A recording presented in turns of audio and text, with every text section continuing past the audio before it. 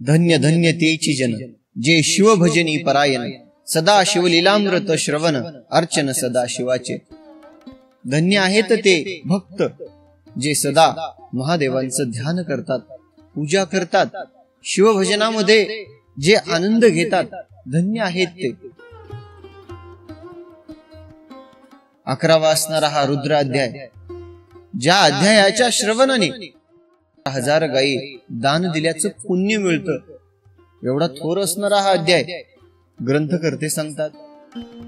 सदा शिवलीलामृतचं वाचन करा, श्रवण करा, परंतु जर शक्य होत नसेल तर केवळ हा 11वा रुद्र अध्याय तरी वाचावा किंवा श्रवण करावा। जे अल्पायुषी आहेत त्यांना आयुष्य देणारा, त्यांचं आयुष्य वाढवणारा हा कल्पद्रुम असणारा हा 11वा अध्याय आज आपण श्रवण करणार आहोत। नैमिषारण्याच्या पावन क्षेत्रात सूतजी सांगतात, काय रुद्र महिमा थोर आहे, किती मोठं याचं आख्यान आहे।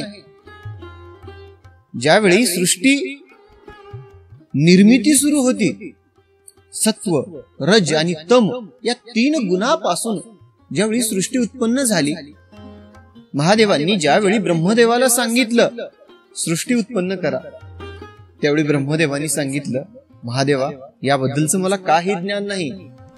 त्यावेळी महादेवांनी सगळ्या वेदांचं सार, त्यांचा उपदेश ब्रह्मदेवाला केला आणि तो पावन असणारा हा जो 11वा रुद्र अध्याय आहे, रुद्र महिमान ब्रह्मदेवाला सांगितलं।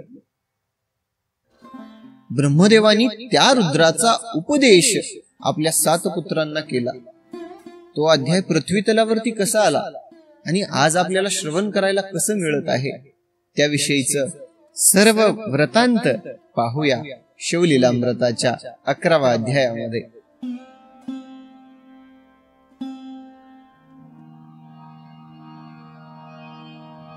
वक्रतुंड महाकाय सूर्यकोटि समप्रभा निर्विघ्नं कुरु मे देव सर्वकार्येषु सर्वदा। गुरुर्ब्रह्मा गुरुर्विष्णु गुरुर्देवो महेश्वरा गुरुर्साक्षात् परब्रह्म तस्मै श्री गुरवे नमः। ॐ त्र्यंबकं यजामहे सुगन्धिं पुष्टिवर्धनम् उर्वारुकमिव बन्धनान् मृत्युर्मोक्ष्यममृतात्। सर्वमङ्गलमाङ्गल्ये शिवे सर्वार्थसाधिके शरण्ये त्र्यंबके गौरी नारायणी नमोस्तुते। ॐ नमः शिवाय।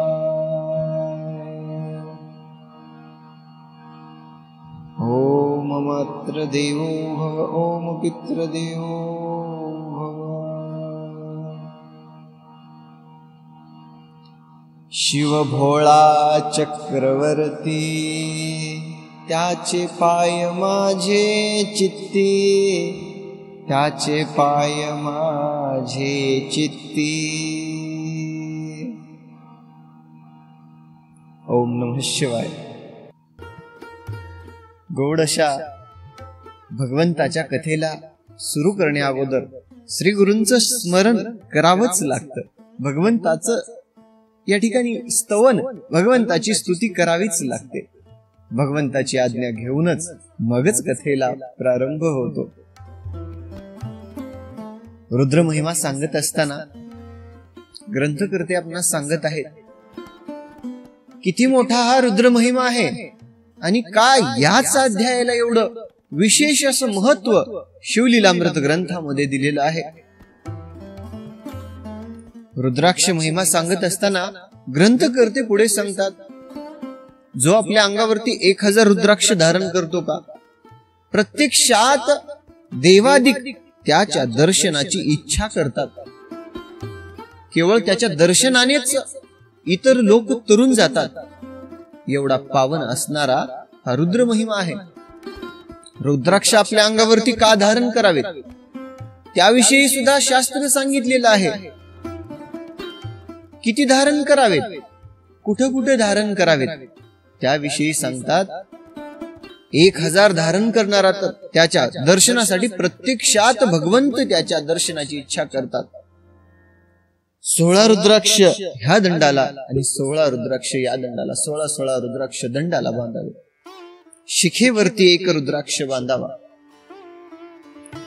ज्यावेळी रुद्राक्ष धारण करून आपलं स्नान होईल ना, गंगेचं स्नान केल्याचं पुण्य मिळेल. त्या रुद्राक्षावरचं पाणी रुद्राक्षावरून ज्यावेळी आपल्या अंगावर पडेल का, त्यावेळी गंगेचं स्नान केल्याचं पुण्य मिळेल. 12 रुद्राक्ष मनगटाला बांधावेत. 12 रुद्राक्ष. कंठाला 32 रुद्राक्ष बांधावेत. मस्तकाला 24 आणि कानाला 6 रुद्राक्ष बांधावेत. असं या रुद्राक्ष बांधण्यामागचं सुद्धा शास्त्र सांगितलेलं आहे. रुद्राक्षामध्ये बऱ्याच प्रकारचे रुद्राक्ष आहेत. एकमुखी रुद्राक्ष आहे, पंचमुखी आहे, 6 मुखी रुद्राक्ष आहे, 8 मुखी, 14 मुखी, असे वेगवेगळे मुखी रुद्राक्ष आहेत. त्यामधले जे 14 मुखी जो रुद्राक्ष आहे का, तो रुद्राक्ष जर धारण केला तर अखंड लक्ष्मीचा वास त्याच्या घरी होईल. धनाला कुठल्याही प्रकारची कमतरता भासणार नाही. परंतु 14 मुखी रुद्राक्ष भेटणं तेवढं सोपं नाही आहे. ग्रंथकर्ते पुढे सांगतात, सूतजी शौनकादी ऋषींना सांगतात, ऋषींनो, या रुद्राक्ष विषयीचा हा जो रुद्र महिमा आहे, याच महिमान सांगताना मी तुम्हाला पूर्व देशामध्ये घडलेली एक कथा सांगतो. काश्मीर देशीचा राजा भद्रसेन त्याचं नाव. अतिशय सुलक्षण असणारा राजा, सुंदर प्रकारे राज्य चालवत आहे. राजाच्या पत्नीविषयी वर्णन करताना ग्रंथकर्ते सांगतात, सुलक्षण कन्या, दिसायला सुंदर, रूपवती, सर्व गुण संपन्न, सगळ्या कलाश्रेष्ठी प्रवीण असणारी आज्ञाधारक कन्या, राजकुमारी, राजाची पत्नी, एवढे गुण तिच्यामध्ये होते.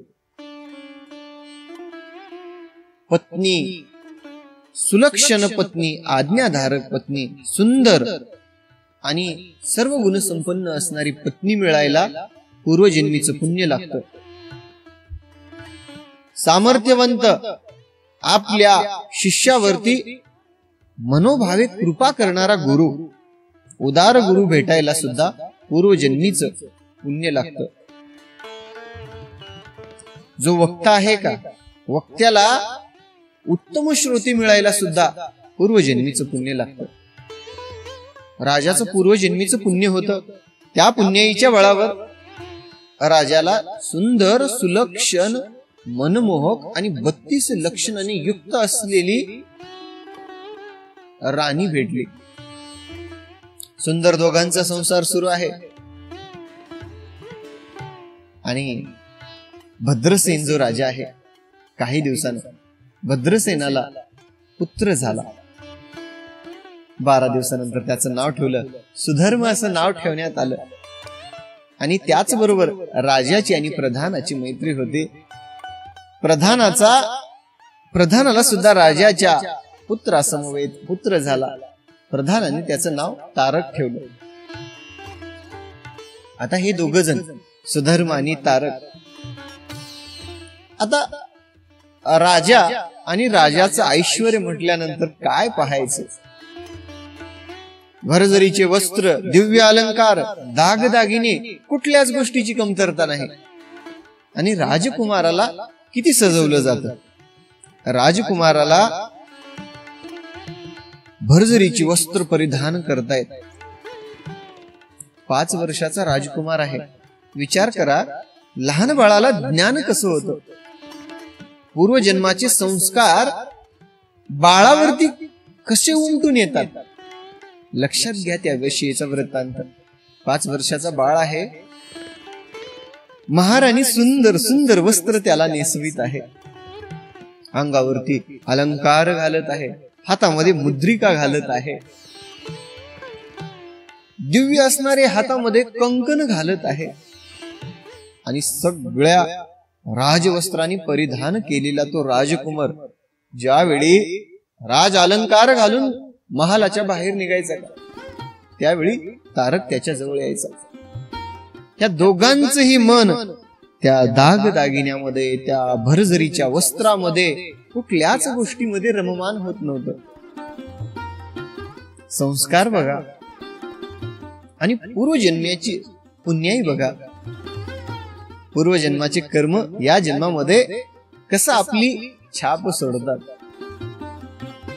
या दोघांचंही मन या संपत्तीमध्ये अजिबात नव्हतं. दिवसेंदिवस मोठे होत आहेत. राजकुमार काय करायचा? महाराणीने गाठलेले सगळे दागदागिने ब्राह्मणांना, अतिथींना दान द्यायची.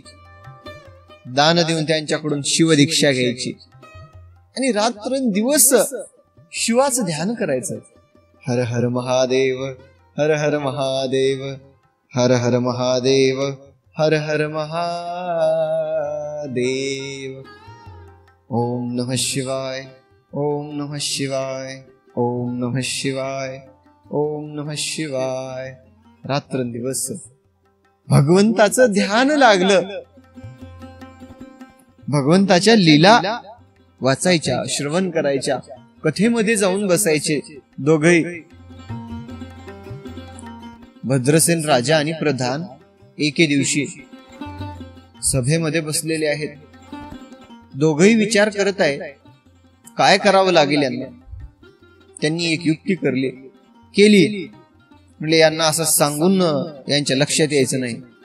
यांना मार देऊन सांगावं म्हणले आणि मारून यांच्या अंगावरचे सगळे रुद्राक्ष काढून टाकले आणि पुन्हा राजवस्त्र त्या राजपुत्राला परिधान करायला लावले.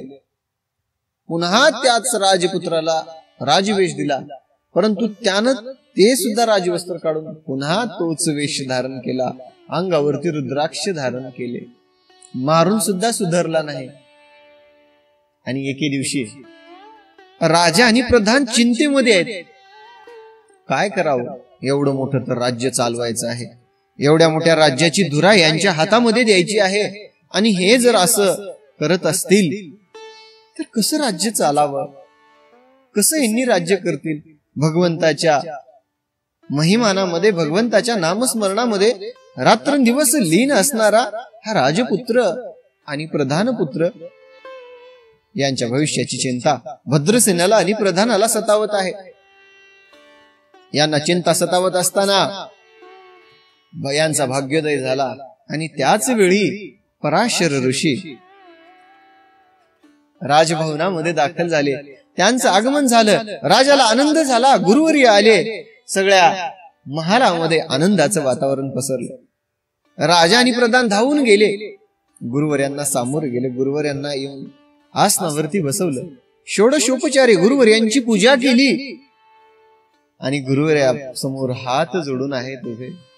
महाराज, मोठी चिंता आम्हाला सतावित आहे. काय करावं? काय सांगा आता तुम्ही. पराशर ऋषीचं महिमान सांगत असताना ग्रंथकर्ते सांगतात, कोण हो पराशर ऋषी? काय त्यांचा अधिकार?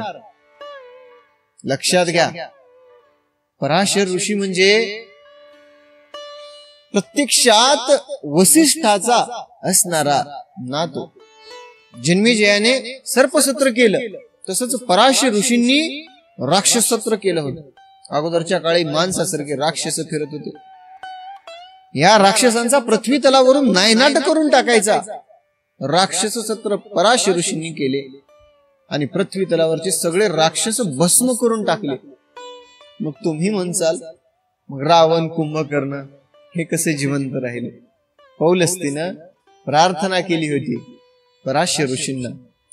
त्यावेळी रावणाला, कुंभकर्णाला, या राक्षसांना सोडून दिलं, अभयदान दिलं. असा हा अधिकार असणारा पराशर ऋषींचा राजगुरु आहेत. कोणाचे? भद्रसेन राजाचे. राजगुरुच ज्यावेळी आगमन झालं त्यावेळीच राजाची चिंता हरली. गुरुवर्य आले आहेत, सगळ्या चिंतेच आपल्या निरसन होईल. ज्याच्या डोक्यावरती गुरुवर्याचा वरदहस्त आहे का, त्याला कुठल्याच गोष्टीची कमतरता पडत नाही. शास्त्राने एवढ्या गुरुवर्याच्या महिमानाबद्दल एवढ्या महती का सांगितलेल्या आहेत? काय एवढं गुरु करावा, गुरुपासूनच ज्ञान एवढं होतं. आपण म्हणतो गुरुर ब्रह्मा गुरुर विष्णू गुरुर देव महेश्वरा. गुरुच ब्रह्मा आहे, गुरुच विष्णू आहे, गुरुर देव महेश्वरा, गुरुच महेश आहे. गुरुर साक्षात परब्रह्म, आणि साक्षात परब्रह्म असणारे गुरुवर्य. तस्मै श्री गुरुवे नमः. परंतु थोर आणि उदार सामर्थ्यवंत गुरु भेटायला भाग्य लागतं. ज्यावेळी आपण गुरु कराल ना, काही अध्यायाच्या पाठीमागे वृत्तांत सांगितलेलं आहे की गुरु करताना इतकं ध्यानानं गुरु करा, तुमची फसगत होऊ नये. जो गुरु कराल त्या गुरुला ब्रह्मज्ञान प्राप्त असावं, त्या गुरुला किमान शास्त्राचं तरी ज्ञान असावं. जो स्वतः काम, क्रोध, मद, मत्सर, दंभ, अहंकार या सगळ्या गुणांपासून जो अलिप्त आहे. कमळ आणि कमळाच्या पानाप्रमाणे आहे. रात्रंदिवस कमळ पाण्यामध्ये राहतं, परंतु ते पान त्या पाण्यापासून जसं अलिप्त राहतं का, तसं या विकारापासून अलिप्त असणारा गुरु जर मिळाला तरच आपल्या जीवनाचं कल्याण होईल. नाहीतर हेंदळे वेंदळे जर गुरु कराल तर तुमची फसगत होईल. ग्रंथकर्त्यांनी सांगितले पराशर ऋषींचा, पराशर गुरूंचा काय अधिकार आहे ग्रंथकर्त्यांनी वर्णन केलेलं आहे. असला अधिकार संपन्न असणारा गुरु ज्यावेळी भद्रसेन राजा गुरुवर्याला प्रणाम करून आपली चिंता सांगतात. गुरुवर्य, हा जो सुधर्म आहे आणि प्रधान पुत्र दोघे एवढे शिवभक्त आहेत, शिवभजनामध्ये रात्रंदिवस शिवभजन करतात. राजवस्त्र आवडत नाही, राज अलंकार आवडत नाहीत, विषयामध्ये यांचं मन रममान होत नाही. आणि असं भगवंताच्या नामस्मरणामध्ये रात्रंदिवस असणारे हे राज्य कसं करतील? काय आहे यांचं महिमान? त्यावेळी पराशर ऋषी भद्रसेनाला सर्व वृत्तांत सांगतात. बोलवा म्हणले दोन्ही मुलांना, सुधर्माला आणि तारकाला महाराजांनी बोलवलं. दोघेही पराशर ऋषींच्या समोर आहेत. त्या दोघांचंही तेज पाहिलं. दिव्य आणि तेजस्वी असणारा त्यांचा चेहरा. जे खरे देवांचे भक्त आहेत का, किंवा ज्यांची भक्ती निष्ठावंत आहे, त्यांच्या भक्तीचं तेज चेहऱ्यावरती दिसून येतं. जे ऋषी आहेत, जे ज्ञानी आहेत, जपी आहेत, तपी आहेत, 80-90 वर्ष जरी वय झालं तरी ते तेज त्यांच्या जे चेहऱ्यावरती झळकतं ना, अतिशय तेजस्वी त्यांचा चेहरा दिसतो. पराशर ऋषी पाहत आहेत. प्रधान पुत्र आणि राजकुमार येत आहेत. दुरून येताना त्यांचं तेज पाहिलं आणि त्रिकाल ज्ञानी असणारे ऋषी डोळे झाकून ज्यावेळी त्यांच्या पूर्वजन्मीचं वृत्तांत पाहिलं, त्यावेळी गुरुवर्यांना कळालं. अरे म्हणले, हे तर पूर्वजन्मीचे शिवभक्त आहेत. भद्रसेन राजा म्हणतात, गुरुवर्या, हे आहेत बघा म्हणले, भगवंताच्या सेवेमध्ये रात्रंदिवस रममान होत आहेत आणि अखंड भगवंताची सेवा करतात. आणि आता आपणच काहीतरी वृत्तांत सांगावा. त्याविषयी वृत्तांत सांगताना गुरुवर्य भद्रसेन राजाला पूर्वजन्मीची त्यांची कथा सांगतात.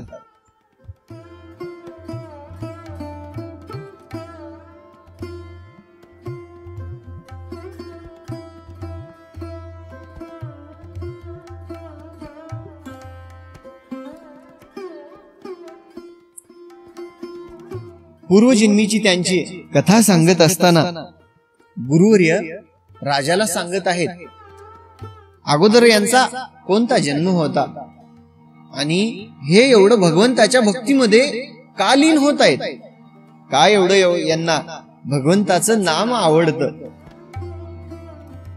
पराशर ऋषी सांगत आहेत, राजा प्रधान सगळेच्या सगळे ऐकायला बसलेले आहेत. मंडळी कथा सांगतात, काश्मीर देशामध्ये नंदीग्राम एक गाव होत आणि त्या नंदीग्रामामध्ये महानंदा सुलक्षण असणारी 32 लक्षण असणारी कामिनी होती. त्या नगराचा वृत्तांत सांगताना ऋषी सांगतात, जी महानंदा आहे का 32 लक्षणांनी युक्त असणारी कामिनी, ज्या महानंदेच्या स्वरूपाची, ज्या महानंदेच्या गुणाचं वर्णन करत असताना ग्रंथकर्ते म्हणतात, दिसायला एकदम सौंदर्यवती आहे, रूपवती, अप्रतिम सौंदर्य, ज्या सौंदर्याकडे पाहावं आणि पाहतच राहावं असं असणारं सौंदर्य, जिच्या अंगामधून सुवास येत आहे. प्रत्येकाच्या स्वतःच्या अंगाचा एक सुवास असतो. सगळ्या या ठिकाणी दशदिशा तिच्या अंग सुवासांनी कोंदून गेलेल्या आहेत.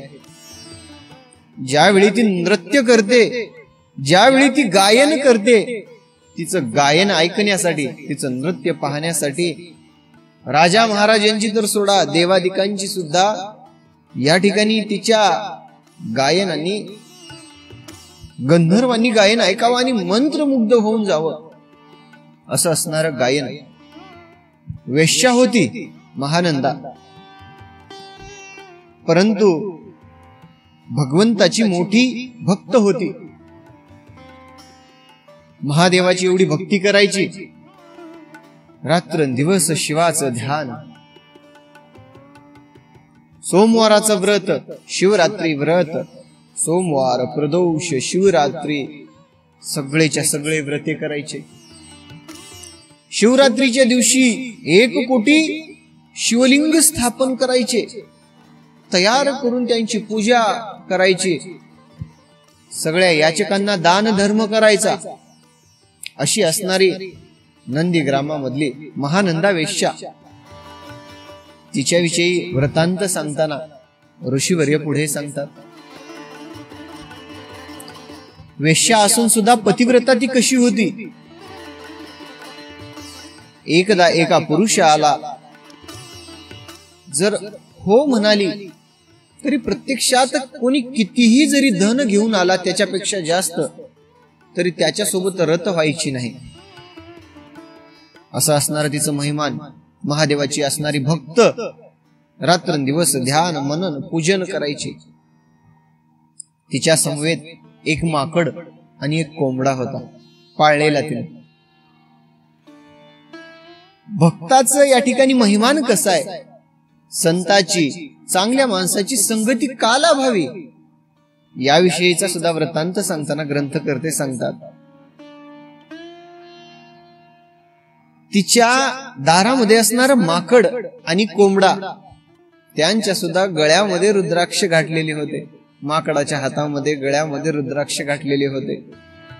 म्हणून संताची, चांगल्या माणसाचा सहवास भगवंताला सुद्धा आवडतो. आणि ही ज्यावेळी शिवभक्ती करायची, ही ज्यावेळी गायन करायची, या ठिकाणी ही ज्यावेळी मंत्र घोष करायची, ओम नमः शिवाय, ओम नमः शिवाय, ही ज्या ज्यावेळी भगवंताचं ध्यान मंत्रघोष करायची, त्याच्या वेळी तो मंत्रघोष त्या माकडाच्या आणि त्या कोंबड्याच्या कानावरती पडायचा. नृत्यशाळा होती, तिची भक्ती अपार झाली आणि भगवंतांनी आता तिची परीक्षा पाहायचं ठरवलं. भगवंतांनी सौदागराचा वेश धारण केला आणि महादेवांनी वेश धारण करून नंदीग्रामामध्ये आले आणि वेश्येच्या भुवनामध्ये ज्यावेळी महानंदेकडे आले, महानंदीनं सौदागराकडे पाहिलं आणि सौदागराचं रूप पाहून भारावून गेली. अतिशय सुंदर असणारा सौदागर आणि त्याच्या हातामध्ये दिव्य कंकण दिसलं. सौदागर महानंदीच्या जवळ आला. महानंदा सौदागराला म्हणते, पृथ्वी मोलाचं कंकण आपल्या हातामध्ये दिसत आहे. ही या पृथ्वी तलावरती तर वस्तू वाटत नाही. निश्चितच हे स्वर्गीचं भूषण आहे आणि स्वर्गामधली ही वस्तू आहे. सौदागराचं रूप पाहून मोहित झालेली महानंदा सौदागराने आपल्या हातामधलं कंकण काढलं आणि तिला अर्पण केलं. आणि कंकण तिला अर्पण केल्यावर महानंदा खुश झाली आणि महानंदा काय म्हणते,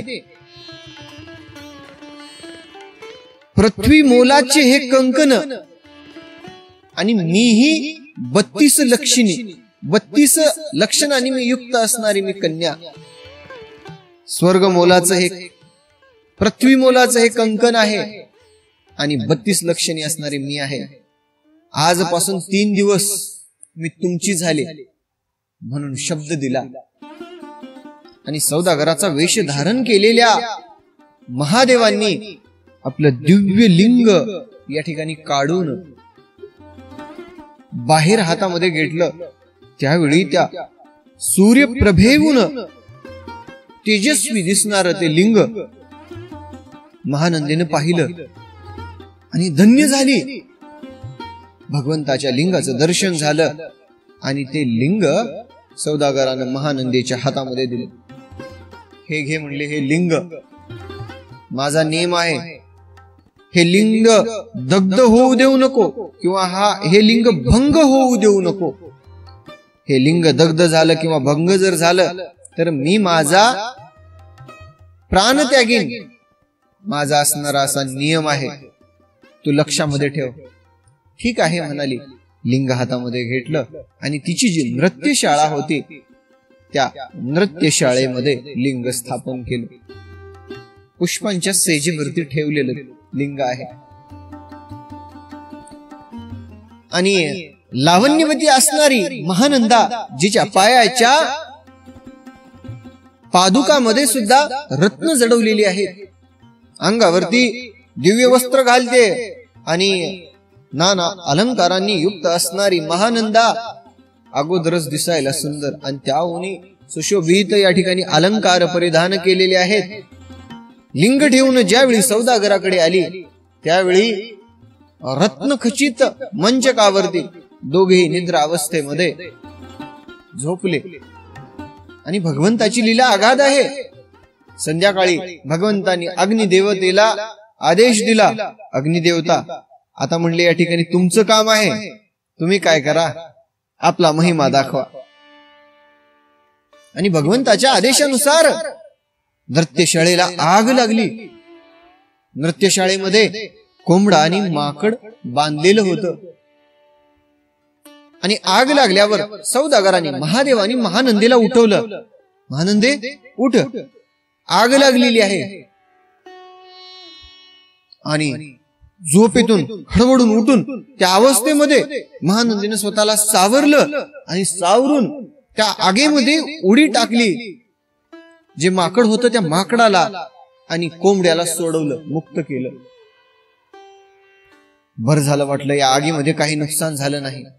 तोच भगवंत आता परीक्षा पाहण्यासाठी आले होते. सौदागराने महानंदेला प्रश्न केला, महानंदे लिंग कुठे आहे माझं? त्यावेळी महानंदा घाबरली आणि ते लिंग दग्ध झालेलं होतं. जळालेलं लिंग होतं, म्हणजे जळालं, इकडे इकडे विखुरलं गेलेलं. आज सुद्धा आपण जेव्हा त्या लिंगाचं दर्शन करायला जाल, महानंदीला जाल, त्यावेळी आज सुद्धा आपल्याला लक्षात येईल की दग्ध झालेलं ते लिंग आहे. हे आहेत आमच्या पुराणींचे पुरावे, हे आहेत आमच्या पुराण कथेंचे पुरावे. या कुठल्या बाकड कथा नाही आहेत. काय सांगतो आमचा ग्रंथ? ज्यावेळी या पृथ्वी तलावरती चराचराच्या पूर्वी जे ध्वनी अवस्थेमध्ये असणारी ओम स्वरूपाची जी ध्वनी होती, त्यापासून ब्रह्मांड कसं निर्माण झालं? अवघ्या ब्रह्मांडाचं ज्ञान आहे. आमच्या अध्यात्मापुढे ज्या ठिकाणी तुमचं विज्ञान संपत का, तिथून अध्यात्म सुरू होतं. एवढं उच्च कोटीला पोहोचलेलं अध्यात्म आहे.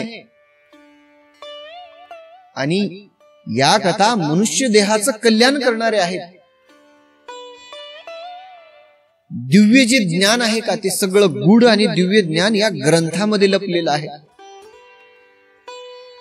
संस्कृत भाषेमध्ये ग्रंथ केलेले, त्याला श्रीधर स्वामींनी ओवीबद्ध केलं. सामान्याला, जनसामान्याला सगळ्याला कळावं, परंतु ओवीबद्ध ग्रंथ सुद्धा कळण्यासाठी थोडंसं अवघड जातात. म्हणून कथासार रूपी हे अमृत आपल्यासाठी पुराण कथेवरती उपलब्ध करून दिलेलं आहे. आणि ज्यावेळी आता कथेकडे वळूया, ज्यावेळी ते लिंग दग्ध झालं, त्यावेळी महानंदा घाबरली आणि सौदागरानं सांगितलं, महानंदी, मी तुला सांगितलं होतं की माझं जर लिंग दग्ध झालं तर मी माझा प्राण त्यागीन. अग्निकाष्ठ तयार केला आणि अग्निकाष्ठामध्ये सौदागराने उडी घेतली. महानंदीला अतिशय वाईट वाटलं. काय झालं हे? काय भगवंतांनी अघटित करणी केली? आणि अचानक नृत्यशाळेला आग कशी काय लागली? या प्रश्नामध्ये प्रश्नांचं वादळ महानंदेच्या डोक्यामध्ये काहूर माजलेलं आहे. प्रश्नांचं, आपल्यामुळे सौदागराचा प्राण केला, आता आपण जगायचं नाही. महानंदेनं त्या अवस्थेमध्ये आता सगळं दान करायचं आणि आपण सुद्धा अग्निकाष्ठामध्ये उडी घ्यायची. ठाम निश्चय केलेली महानंदा सगळंच्या सगळं जे धन आहे, धन, अश्वशाळा, नृत्यशाळा, सगळ्या गोष्टी, घर, सगळ्या गोष्टी दान दिल्या. साधू जनांना, याचकांना, ब्राह्मणांना बोलवलं, दान धर्म केला. सगळी संतती, संपत्ती सगळी याचकांना लुटवली. सगळं दान करून अग्निकाष्ठ तयार केला. आणि त्या अग्निकाष्ठामध्ये महानंदा म्हणली, आता माझ्यामुळं सौदागराचा जीव गेला, माझं जगण्यामध्ये काय आता या ठिकाणी अर्थ राहिला नाही. मी जगून काय करू? माझ्यामुळे एका निष्पाप जीवाचा बळी गेला, मी आता जगणार नाही. अग्निकाष्ठ तयार केलं आणि हे भगवंता, हा तुझा देह तुला अर्पण असो म्हणून महानंदेनं ओम नमः शिवाय भगवंताच्या नामाचा जयघोष करून त्या अग्निकाष्ठामध्ये उडी टाकली. तोच काय झालं?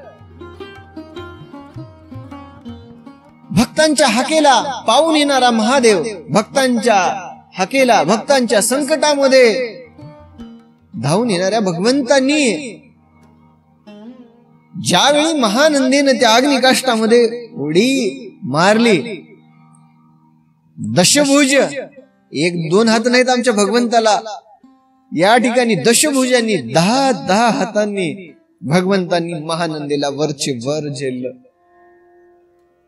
जैशी झेली कंदूक महानंदेला झेलून भगवंत म्हणतात, महादेव कसे?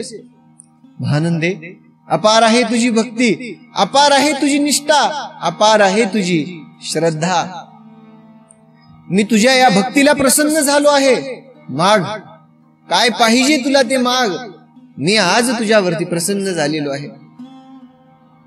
महानंदेनं स्वतःचा उद्धार मागितली असती, परंतु महानंदेनं मागितली काय? भगवंता, तुला जर काही द्यायचं असेल तर हे जे नंदीग्राम आहे का, सगळंच्या सगळं ग्राम, या ठिकाणी सगळ्या गावाचा उद्धार करून टाक. धन्य आहे हो महानंदा, धन्य आहे तिची भक्ती. महादेवानी आशीर्वाद दिला, तथास्तु. जा म्हणले महानंदी, सगळं नगर उद्धरून जाईल. आणि एकट्या या महानंदेच्या भक्तीमुळं सगळं नंदीग्राम उद्धरून गेलं. एका भक्ताच्या भक्तीचा महिमा असा आहे, एका भक्ताच्या भक्तीचं सामर्थ्य एवढं आहे. त्यामुळं सांगतात, संताच्या संगतीत राहावं, भक्तांच्या संगतीत राहावं, सहवासात राहावं. का तर त्यांच्या सहवासामध्ये राहिल्यानं कल्याणच आहे. पराशर ऋषीने सगळा वृत्तांत राजाला सांगितला. भद्रसेना, हा आहे वृत्तांत. नंदीग्रामामध्ये त्या नृत्य शाळेमध्ये लागलेल्या अग्नीमध्ये ज्यावेळी अग्नी लागला आणि हे सगळं नगर ज्यावेळी उद्धरून गेलं का, अगोदरच्या जन्मामध्ये त्या अग्नीमधून सोडवलेले हे दोघ जण आहेत म्हणले, एक माकड आणि एक कोंबडा, हे दोघे जण आहेत. आणि पूर्वजन्मीमध्ये यांचा उद्धार झालेला आहे, सगळं नगर तरून गेलं. आणि तेच आहेत हे प्रधान पुत्र आणि राजकुमार. भद्रसेन राजा हात जोडतात, गुरुवर्या, आपण आख्यान खूप गोड सांगितलं. आता हे जे दोघे प्रधान पुत्र आणि हे जे राजकुमार आहेत का, यांच्याविषयी यांचं भविष्य सांगा.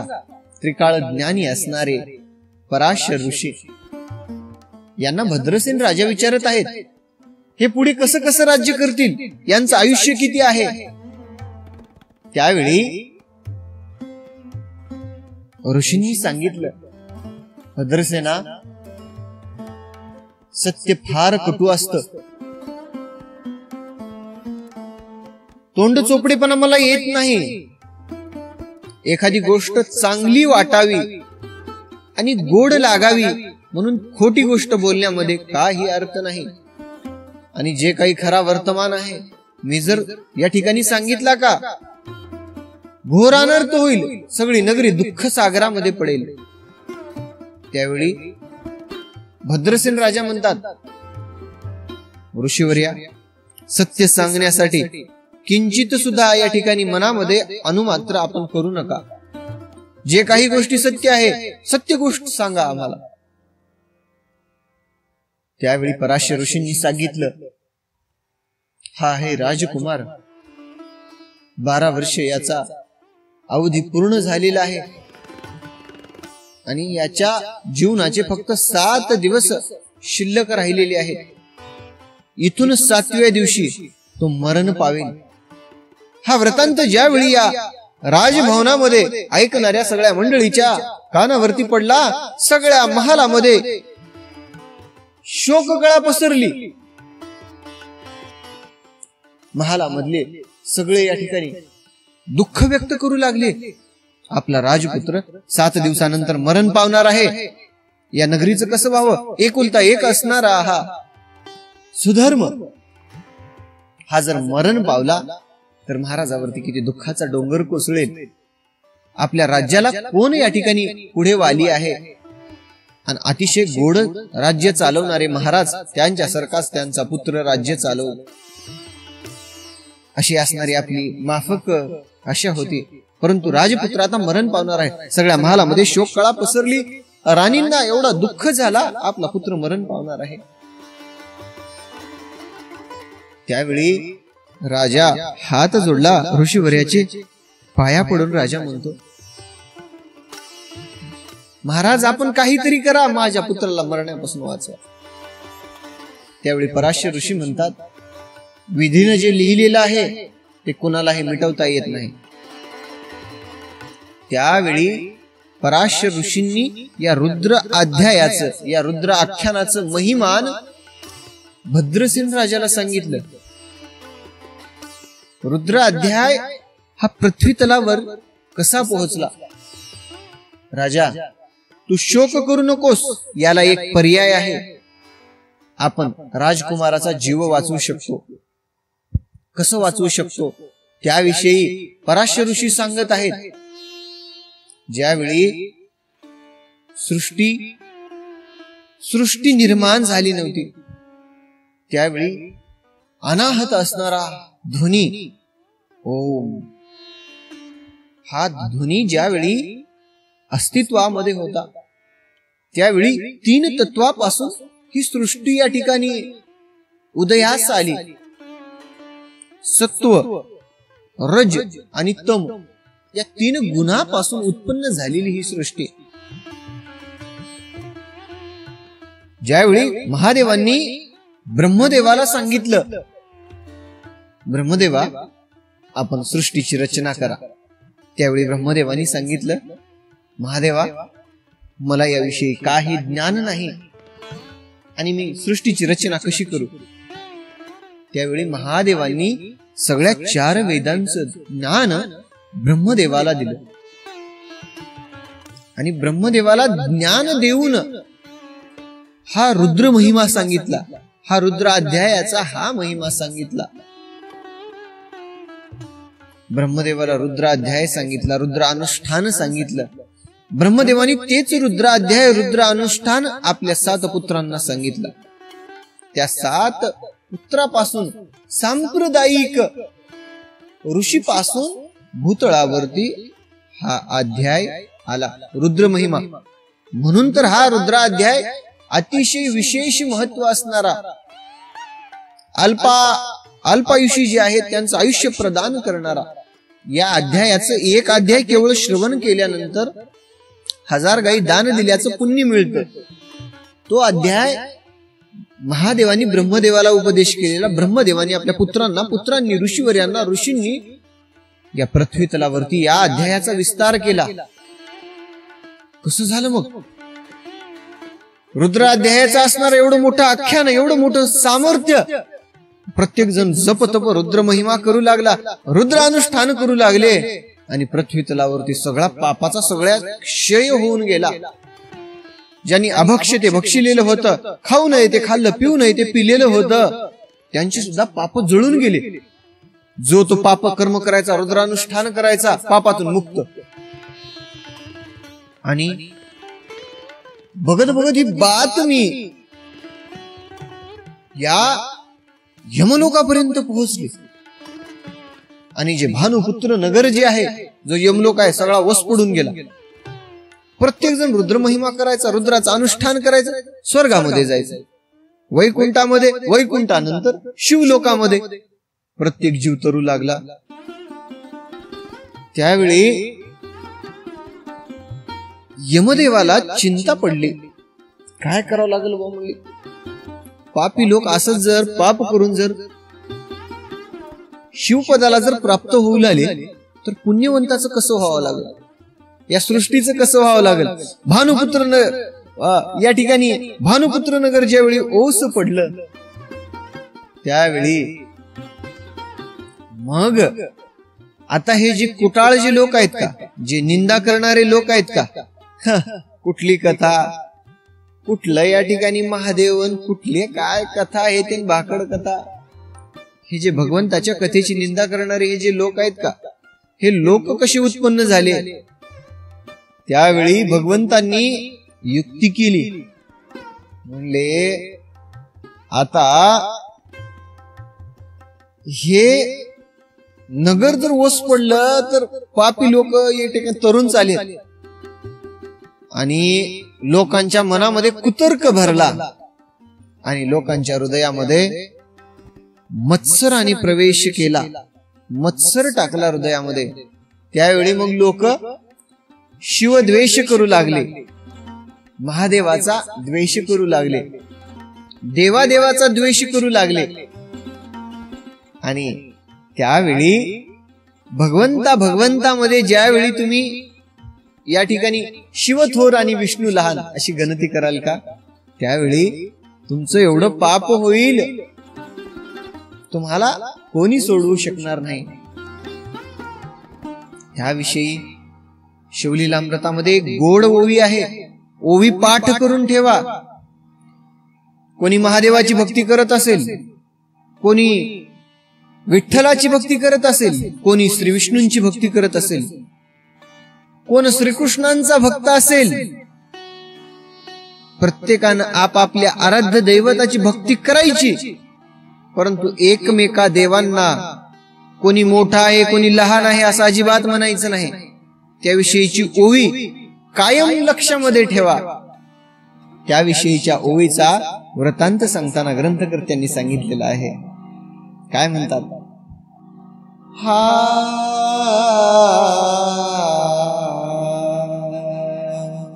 शिवथोर विष्णू लहान,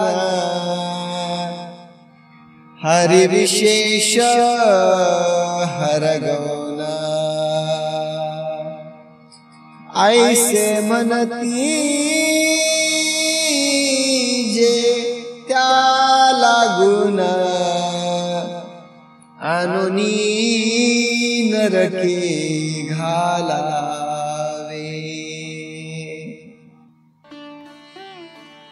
यमदेवतांनी सांगितलं, कोणी जर म्हणत असेल महादेव मोठा आहे, शिव थोर आणि विष्णू लहान आहे, देवा देवामध्ये जो एक मोठा आहे आणि एक लहान आहे असं जर कोणी म्हणत असेल का? आणि म्हणले हरिविशेष हरगौन, श्री हरी मोठे आहेत आणि महादेव लहान आहे असं जर कोणी देवामध्ये कमी जास्तपणा जर करत असेल का, त्याला पकडायचं, नरकामध्ये आणून घालायचं. त्यामुळं लक्षात घ्या, तुम्ही ओम नमः शिवाय म्हणा किंवा राम कृष्ण हरी म्हणा किंवा हरिओम किंवा श्री गुरुदेव दत्त किंवा श्री स्वामी समर्थ, कुठल्याही देवाचं नाव घ्या. हरिओम, राम कृष्ण हरी, ओम नमः शिवाय, श्री गुरुदेव दत्त, श्री गुरु मच्छिंद्रनाथाय नमः. काही म्हणा तुम्ही, राम राम म्हणा, विठोबा रखुमाई म्हणा किंवा शंकरोमाई म्हणा. दोन्ही देवामध्ये भेद करू नका बरं का. मनामध्ये तुमच्या द्वेष ठेवू नका. तुम्ही आयुष्यभर जरी पुण्य केलं तरी तुम्हाला नरकामध्येच जावं लागल. ग्रंथकर्त्यांनी तुमच्यासाठी खास एक ओवी लिहिली. ग्रंथकर्ते काय म्हणतात? शिवथोर विष्णू लहान, हा मनामध्ये आणूच नका. तुम्ही सगळ्या देवाला पूज्य मानाव, सगळ्या देवाला पूज्य माना, सगळ्या देवाप्रती समान भाव ठेवा. भगवान श्रीकृष्ण असतील, भगवान शंकर असतील, श्री विष्णू असतील किंवा कुठले अन्य देवते असतील, प्रत्येकाविषयी पूज्य भाव ठेवा. आजकाल काय चाललं आहे, या ठिकाणी हरी आणि हरामध्ये भेद केला जातो.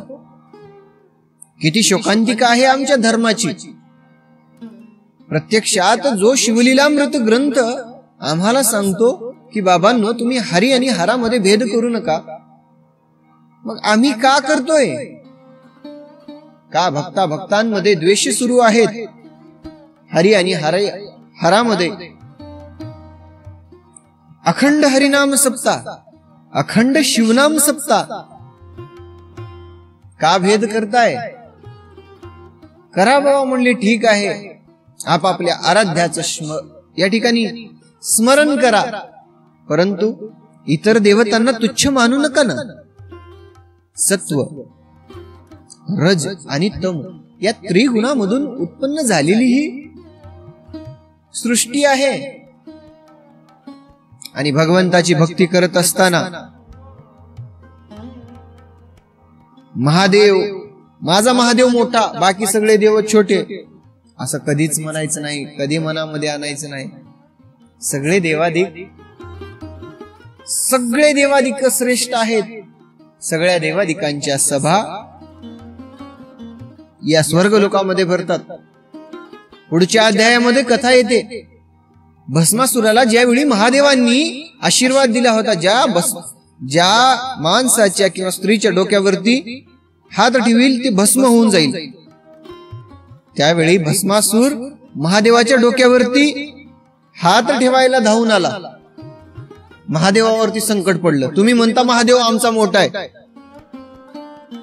महादेवावरती संकट पडलं. महादेवाचं संकट कोण सोडवलं? भगवान श्री विष्णूंनी सोडवलं. भगवान श्री विष्णूंनी मोहिनी रूप धारण करून त्या राक्षसाला मोहित करून भगवान महादेवावरच संकट सोडविलं. मग तुम्ही कसं म्हणाल महादेव श्रेष्ठ आहेत, तर मग भगवान श्री विष्णूंची गरज का भासली? म्हणून शिव थोर विष्णू लहान किंवा विष्णू थोर शिव लहान असं काही मनामध्ये आणू नका.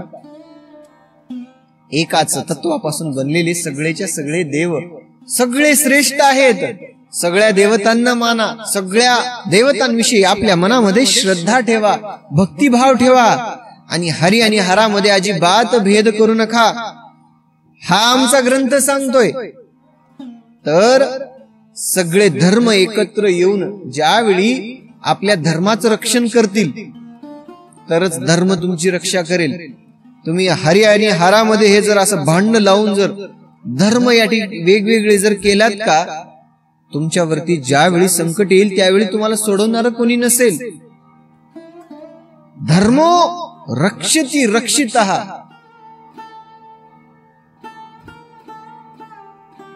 अहो आजपर्यंत आम्हाला सांगितलेलं गेलं धर्माची तुम्ही रक्षा करा तर धर्म तुमची रक्षा करेल.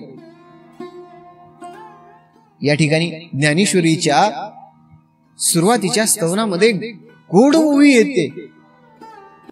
पाहे पहा ध्वजेचे ते चिरगुट, राया जतन करिता कष्ट. एक साधारण दिसणारा तो ध्वज आहे, हो ते साधारण ध्वज आहे, परंतु तो ध्वज कायम फडकवत राहणं त्यासाठी राजाला काय कष्ट लागते. धर्माच्या छत्राखाली सगळ्यांना ठेवायचं त्याचं कष्ट त्या रायाला माहित आहे. धर्माची रक्षा करणं तेवढं सोपं नाही आहे. तो भाव पाहिजे, ती आत्मीयता पाहिजे. म्हणून सगळ्या देवाप्रती समर्पक भाव ठेवा. एक मोठा एक छोटा अजिबात नाही. सगळा द्वेष सोडून सगळे एकत्र या. पहिला एक गोष्ट लक्षात घ्या, पहिला आपला हिंदू धर्म, त्यानंतर बाकी जाती. हो पहिला धर्माला आपल्या प्रथम ठेवा.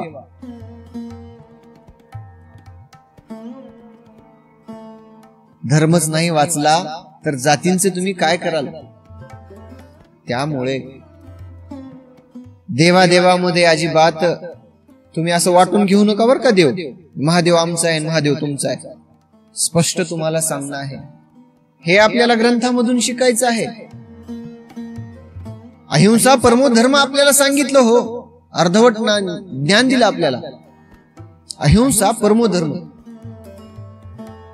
परमधर्म काय आहे? अहिंसा आहे. परंतु हे कधी तुम्हाला सांगणार की धर्म हिंसा तथैवच. अहिंसेचा आमचा धर्म आहे, परंतु धर्मावरती जर संकट आलं तर धर्म हिंसा तथैवच. ह्या गोष्टी लक्षामध्ये राहू द्या. अर्धवट ज्ञान देऊन आपल्याला आपल्याच धर्मापासून दूर ठेवलं जात आहे. आपल्या धर्माविषयी संपूर्ण ज्ञान असू द्या. काय आहे आपल्या धर्मग्रंथाचं ज्ञान? सगळ्या गोष्टीची परिपूर्ण माहिती घ्या. अर्धवट ज्ञान एवढं घातक असतं. अर्धवट ज्ञानानं मनुष्याचं नुकसान होतं. त्यामुळे संपूर्ण ज्ञान माणसाला असावं. एका ओवीमुळं एवढ्या गोष्टी सांगाव्या लागल्या. शिवथोर विष्णू लहान, हरिविशेष हरगौन, मनती जे त्या लागून, अनोनी नरके घालावे. यमदेवानी सांगितलं, असं जर कुणी म्हटला का किती त्याला पुण्य करू द्या, त्यांना उचलायचं की नरकामध्ये टाकायचं. त्यामुळं सगळ्यांनी समजून घ्या, देवादेवामध्ये भेदभाव करायचा नाही. आणि ज्यावेळी भानुपुत्र नगर ओस पडलं त्यावेळी हे जो मत्सर आहे, मत्सर जीवामध्ये भरला. मग कुणी महादेवाचा द्वेष करू लागलं, कुणी धर्माची निंदा करू लागलं. मग त्यांचं पाप फळ वाढायचं, ते नरकामध्ये यायचे. त्यावेळी सृष्टी या ठिकाणी बॅलेन्स झाली. अशाप्रमाणे गोड असणारी भगवंताची कथा पराशर ऋषींनी सांगितलं की हा आहे रुद्र अध्याय आणि हे आहे या अध्यायाचं महिमा. आणि मग शिवद्वेष पसरल्यानंतर मग पृथ्वी हे सगळं संतुलन झालं. पृथ्वीचं संतुलन बिघडून गेलं होतं. प्रत्येक जण जो तो रुद्र अध्याय ऐकायचा आणि आपलं पाप भस्म करून टाकायचा.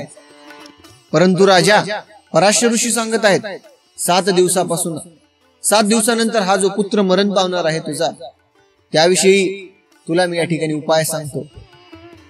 तू काय कर, एकतर रुद्र अनुष्ठान कर किंवा 100 घट स्थापन कर. 100 घटामध्ये आंब्याची या ठिकाणी पाने ठेवून त्यावरती घट स्थापना कर आणि रुद्र अनुष्ठान करून महामृत्युंजय मंत्राचा जाप कर. 7 दिवसापर्यंत सुरू ठेव. त्यावेळी राजाने हात जोडले आणि राजा ऋषींना म्हणतो, ऋषी आपण त्रिकालज्ञानी आहात, आजपर्यंत आमच्यावरती आलेले संकट आपण सोडवलेले आहात. आपण काय करा, आपणच पुढाकार घ्या आणि हा यज्ञ सोहळा आपणच सुरू करा. असं म्हणाल्यानंतर आपण सगळ्या ब्राह्मणांना बोलवा. 100 ब्राह्मणांना बोलवले. ब्राह्मण कसे होते, त्यांचं काय सामर्थ्य होतं हे सुद्धा लक्षात घ्या.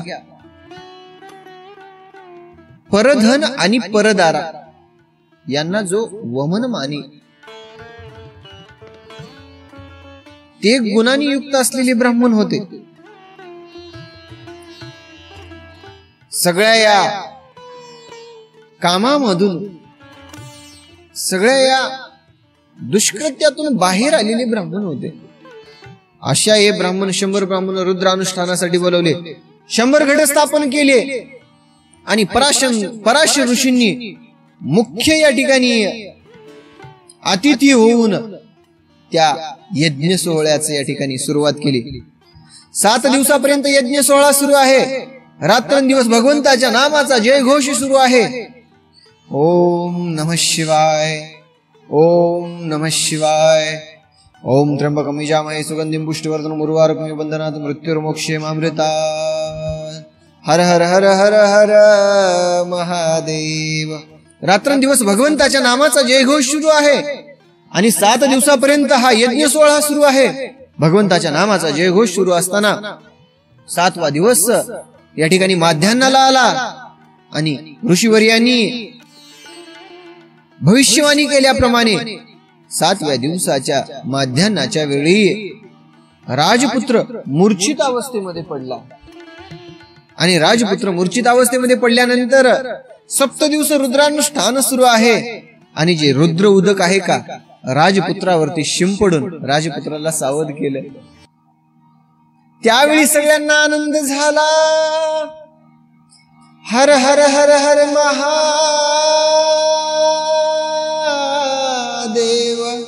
पार्वतेश्वरा. ओम नमः शिवाय. सगळ्यांनी भगवंताच्या नामाचा जयघोष केला आणि आनंदी वातावरण राजभवनामध्ये त्या यज्ञ सोहळ्याच्या परिसरामध्ये पसरलेला आहे. सगळ्यांना आनंद झाला. त्यावेळी सुधर्माला येऊन विचारतात, काय झाली हकीकत. त्यावेळी सुधर्म सांगतो, मोठा विक्राळ असणारा पुरुष, कपाळी शेंदूर या ठिकाणी चर्चिलेला दाढा पुढे आलेले आहेत, व्यासूर असं रूप मला घेऊन जात होता. त्यावेळी दिव्य देहधारी असणारे दिगंबर अवस्थेमध्ये रुद्राक्ष धारण केलेला आहे, भस्म अंगाला चर्चिलेला आहेत, 10 हात आहेत आणि दशभुजा असणारे 4 पुरुष ते आले. साक्षात भगवंतच मला भासत होते. त्यांनी मला सोडवून आणलं आणि तो जो काळ पुरुष आला होता का, त्या काळ पुरुषाला मारीत नेले. त्यावेळी पराशर ऋषींनी सांगितलं की राजा, हा मृत्यू होता, तुझ्या पुत्राला घेऊन जात होता. त्यावेळी तशाच या आनंदी वातावरणामध्ये यज्ञ सोहळा सुरू आहे आणि यज्ञ सोहळ्यामध्ये नारद मुनी प्रगट झाले. बोलो नारद मुनी की जय. नारायण नारायण. नारद मुनी प्रगट झाले आणि नारद मुनीला पराशर ऋषींनी सांगितलं, देवर्षी आपण काही वर्तमान पाहिलं का? त्यावेळी नारदांनी सांगितलं, 4 या ठिकाणी शिवदूत मृत्यूला मारीत नेत होते. आणि नारद मुनी वर्णन करत असताना सांगतात, त्या काळपुरुषाला मारीत या ठिकाणी यमदेवाकडे नेले. रुद्र महिमा एवढा मोठा असताना, रुद्र अनुष्ठान तुला माहित असताना तू या राजपुत्राला नेतच कस काय होतास, म्हणून त्याला मारू लागले. त्यावेळी यमदेवानी पाहिलं, चित्रगुप्तजी पहा बर म्हणले डायरी काढून आपली, किती आयुष्य आहे राजपुत्राला. त्यावेळी पाहिलं तर 10,000 वर्ष आयुष्य असणारा राजपुत्र. चित्रगुप्तांनी सांगितलं, भगवंता खरोखरच 10,000 वर्ष आयुष्य आहे राजपुत्राला. त्यावेळी माफी मागितली, आमच्याकडून चूक झाली म्हणले. आजपासून जो शिवभजन करणारा आहे, जो मरताना ज्याच्या मुखामधून भगवंताचं नाम आलं, कुठल्या का भगवंताचं येईना, तो निश्चितच या ठिकाणी अक्षय पदाला प्राप्त होईल. परंतु एक गोष्ट लक्षात घ्या, ज्यावेळी माणूस मरण अवस्थेजवळ पोहोचतो का, काय तुम्हाला भगवंताचं या ठिकाणी स्मरण करायचं आहे, श्रवण करायचं आहे, आताच करून घ्या. जोपर्यंत तुमच्या कंठामधून आवाज येत आहे का, तोपर्यंत भगवंताचं नामस्मरण करून घ्या. काय तुम्हाला करू वाटतंय तेवढं. भगवंताला भक्ती कशी आवडते, भगवंताला फुल कसं आवडतं, ताजं फुल आवडतं. तरुण वयामधली भक्ती भगवंताला आवडते. म्हातारपणाला तुम्हाला नाना रोगांनी जर्जर केलेलं तुमचं हे शरीर, आदी व्याधींनं हे तुमचं शरीर ज्यावेळी सगळ्या व्याधी जकडतील का, तुमचे गुडघे उठू देणार नाही, तर तुमचं या ठिकाणी घसा चालणार नाही. आणि तुम्ही लक्षात घ्या, एक गोष्ट तुम्हाला सांगू, सगळ्या प्राणी मात्रांना तुम्हाला माहित आहे, ज्यावेळी एखादा मरणाच्या घटिका मोजत आहे का, त्यावेळी त्याचा घसा घर घर घर घर असा करतो. आणि भगवंताचं नाव घेत असताना एक गोष्ट तुम्ही आत्ताच प्रयोग करून बघा. काय करा, आपल्या छातीवरती हात ठेवा आणि शब्द म्हणा, ओम नमः शिवाय, राम कृष्ण हरे, राम राम राम राम. किंवा तुम्ही ओम नमः शिवाय असं म्हणा. मरताना तुम्ही ओम नमः शिवाय, रामकृष्ण हरी, भगवंताचं तुमच्या आराध्य दैवताचं नाव घ्यायचाल. परंतु तुमची जी घरघर आहे का, आता जे व्हायब्रेशन जे होतात का, ओ तुमचा घसा अंत्यसमयीला तुम्हाला साथ देणार नाही. मरताना जर भगवंताचं नाव जर तोंडामध्ये आलं तर तुम्ही वैकुंठाला जाल, स्वर्ग प्राप्ती होईल. परंतु देव तुमचा घसा चालूच ठेवत नाही, नावच घेता येत नाही तुम्हाला. तुम्ही कसं घ्याल? त्यामुळं आता आपल्याकडे वेळ आहे आणि हा देह जाणार आहे. नाशिवंत देह जाणार, सकळ आयुष्य खातो काळ सावधान. घटी घटी काळ वाट याची पाहे, आणि अजून किती आहे अवकाश. काळ हा तुमचा क्षणाक्षणाला मृत्यूकडे घेऊन जात आहे. होईल तितकं भगवंताचं नामस्मरण करा, पूजा अर्चा भगवंताविषयी अपार या ठिकाणी भक्ती करून घ्या. जोपर्यंत तुमचा घसा चालू आहे का, भगवंताचं नाम या घशामधून येतंय ना, तोपर्यंत नाम घेत चला. जपासाठी वेळ भेटत नाही ना, काही हरकत नाही. बसता उठता झोपताना रामकृष्ण हरी रामकृष्ण हरी, किंवा शिव शिव शिव शिव शिव, किंवा ओम ओम ओम नमः शिवाय, किंवा हरी हरी हरी हरी, हरी म्हणा, हर म्हणा, ओम नमः शिवाय म्हणा, राम म्हणा, शिव म्हणा, काही म्हणा, परंतु भगवंताचं नाम घ्या, तरच तुमच्या जीवाचं कल्याण आहे.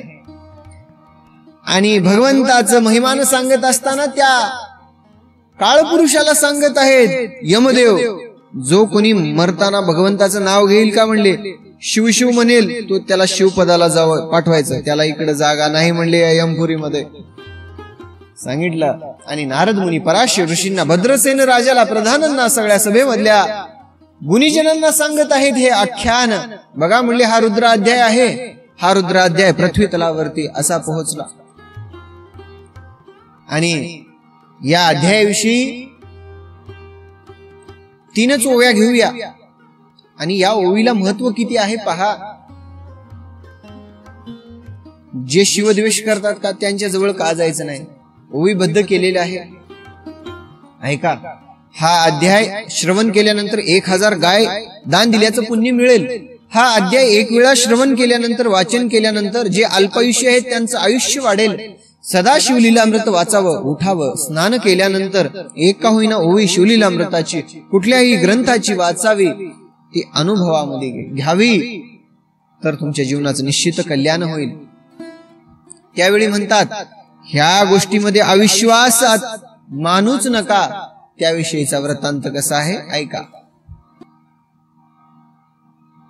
येथे जो मानिल अविश्वास, तो होईल अल्पायुषी तामस. हे निंदितो चांडाळ निशेष, त्याचा विटाळ न व्हावा. ह्याची, भगवंताच्या नामाची, आमच्या अध्यायाची, आमच्या ग्रंथाची कुणी जर निंदा करतील का, ते अल्पायुषी होतील, लवकरच ते मरून जातील, ग्रंथकर्त्यांनी सांगितलेलं आहे. आणि एखादा जर आमच्या ग्रंथाची निंदा करत असेल, शिवलीलामृताची निंदा करीत असेल, आमच्या धर्माची निंदा करीत असेल, तर त्याविषयी शिवलीलामृताच्या 174व्या ओवीमध्ये सांगतात, त्यास प्रसवोन माता वांझ झाली, त्याची संगती न धरावी तत्वता. म्हणजे त्यास प्रसवोन, वांझ झाली माता, आणि त्याची संगती न धरावी तत्वता. त्यासी संभाषण करिता, महापातक जाणीजे. त्यांच्या सोबत जर संभाषण कराल तर महापातकाचे भागीदार व्हाल. अजिबात बोलू नका त्यांना. जे आमच्या भक्तीचा, जे आमच्या धर्माचा, जे आमच्या धर्म ग्रंथाचा द्वेष करतील ते महापातक आहेत. ते स्वतः विष भक्षण करत आहेत, आणि त्यांच्या संगतीमध्ये राहून आपण कसं या ठिकाणी तरुण जाल याविषयी सांगतात. आणि जे निंदक आहेत, जे द्वेष करणार आहेत का, त्याविषयी सांगतात, ते आपल्या ग्रहासन आणावे, आपण त्यांच्या सदनासन जावे, ते त्यजावे जीवे भावे, जीवी सुशील हिंसक ग्रह.